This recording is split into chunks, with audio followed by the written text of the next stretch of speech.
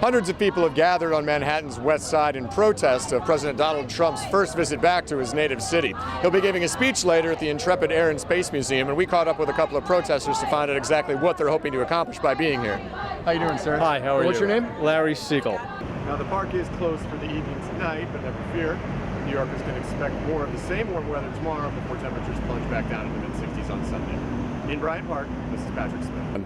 Hundreds gathered today on the steps of the main branch of the New York Public Library in a rally in support of freedom of expression and First Amendment rights. Dozens of poets and writers read some original works as well as some classic pieces, but the main theme seemed to be that these people were afraid that the incoming Trump administration might disrupt their ability to write freely and without fear of retribution.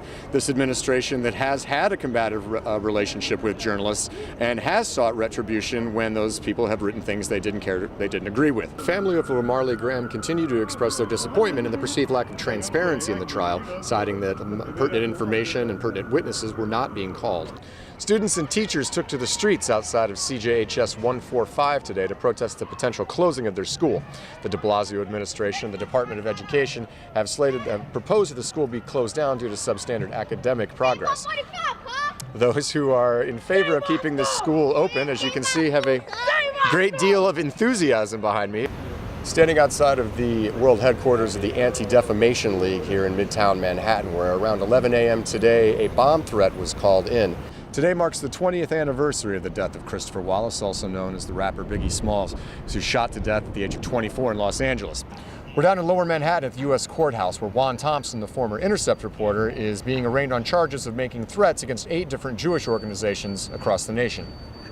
Sergio Reyes, as you may recall, was shot and killed back in February after being struck 14 times by bullets from NYPD while brandishing a fake weapon in an attempted robbery. The 34th precinct here in Washington Heights was the first to roll out body cameras to its officers, with additional precincts in Manhattan to follow this spring and Brooklyn over the summer. In Washington Heights, this is PatrickDSmith. It all started a little after 2 p.m. this afternoon when police responded to a shots fired call at 565 Gates Avenue in Bed-Stuy.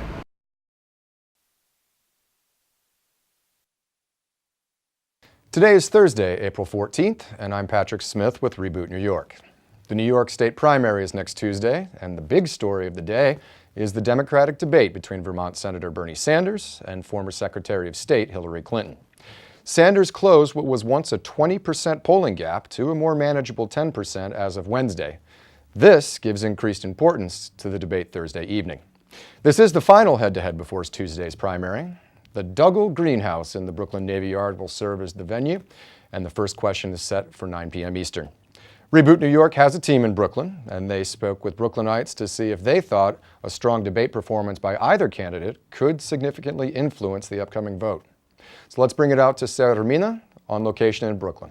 Sarah?